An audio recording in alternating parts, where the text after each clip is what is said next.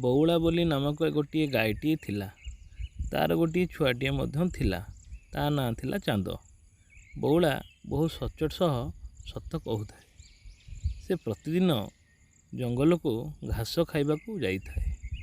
ଗୋଠସ ଘାସ ଖାଇସାରି ସେ ସନ୍ଧ୍ୟା ହେବା ପୂର୍ବରୁ ଘରକୁ ଫେରିଆସେ। ଘରକୁ ଫେରିଆସି ତା ଛୁଆ ପାଖକୁ ସେ ଯାଏ। ତା ଛୁଆକୁ କ୍ଷୀର ଖାଇବାକୁ ଦିଏ ଏବଂ ତା ଛୁଆ ପାଖରେ ସେ ଖୁସିରେ ରହିଥାଏ। ବଉଳା ଆଉ ତା ଛୁଆ ଖୁସିରେ ସବୁବେଳେ ଆନନ୍ଦରେ ରହିଥାନ୍ତି। ଏଇଭଳି ଭାବରେ ତା ଦିନ ଗୁଡ଼ିକ କଟିଥାଏ। ପାଖ ଜଙ୍ଗଲରେ ଏକ ବିରାଟକାୟ ବାଘଟିଏ ରହୁଥାଏ। ବାଘଟିର ଆତଙ୍କରେ ସାରା ଜଙ୍ଗଲରେ ପଶୁପକ୍ଷୀମାନେ ଭୟରେ ବାସ କରୁଥାନ୍ତି। ପଶୁପକ୍ଷୀମାନଙ୍କୁ ଦେଖି ବାଘ ମାରି ଗୋଡ଼ାଇ ଖାଇଦିଏ। ଏ ପଶୁପକ୍ଷୀଙ୍କ ଭିତରେ ଏକ ଭୟର ଆତଙ୍କ ଖେଳି ଯାଇଥାଏ। ବାଘକୁ ଦେଖି ସମସ୍ତ ପଶୁପକ୍ଷୀ ଦୂରେଇକି ରୁହନ୍ତି। ଦିନେ ବଉଳା ପ୍ରତିଦିନ ଭଳି ଘାସ ଖାଇବା ପାଇଁ ଜଙ୍ଗଲ ଆଡ଼କୁ ଗଲା।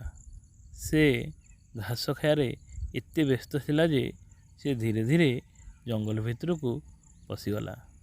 ଜଙ୍ଗଲ ଭିତରେ ଯାଉ ଯାଉ ସେ ଆଉ ରାସ୍ତା ପାଇଲା ନାହିଁ।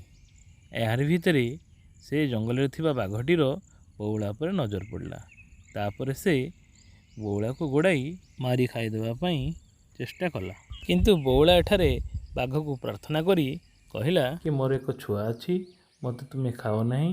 ମୁଁ ଘରକୁ ଯାଇ ମୋ ଛୁଆକୁ ଖାଦ୍ୟ ଦେଇ ଆସିଲା ପରେ ମୋତେ ତୁମେ ଖାଇବ।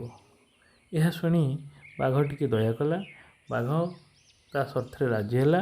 କହିଲା ଠିକ୍ ଅଛି ବଉଳା, ତୁ ଯା ଘରକୁ, କିନ୍ତୁ ଫେରି ଆସିବୁ। ଏହାପରେ ବଉଳା ବାଘକୁ କଥା ଦେଇ ସେଠାରୁ ତା ଛୁଆ ପାଖକୁ ଗଲା।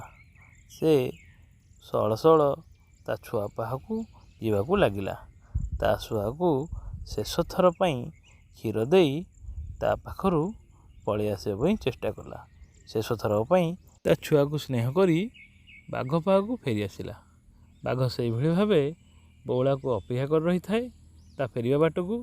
ଯେତେବେଳେ ବାଘ ଦେଖିଲା ବଉଳା ତା ପାଖକୁ ଫେରି ଆସିଛି, ବାଘ ବୁଝିପାରିଲା ଯେ ବଉଳା ତା ସତ୍ୟ ରକ୍ଷା କରିପାରିଛି। ସେଥିପାଇଁ ସେ ସ୍ଥିର କଲା ଆଉ ସେ ବଉଳାକୁ ଖାଇବ ନାହିଁ। ସେ ପଛେ ଭୋକିଲା ରହିବ, କିନ୍ତୁ ଆଉ ସେ ବଉଳାକୁ ଖାଇବ ନାହିଁ। ସେ ବଉଳାକୁ ନ ଖାଇ ବଉଳାକୁ ଛାଡ଼ିଦେଲା। ବଉଳା ଗାଈ ତା ସତ୍ୟତା ପାଇଁ ତା ଜୀବନ ଫେରି ପାଇଲା ଏବଂ ସେ ଖୁସିରେ ତା ଛୁଆ ସହିତ ପୁନର୍ବାର ରହିଲା। ଯଦି ଗପଟି ଭଲ ଲାଗିଲା ତେବେ ଚ୍ୟାନେଲକୁ ଲାଇକ୍ ଏବଂ ସବସ୍କ୍ରାଇବ୍ କରନ୍ତୁ।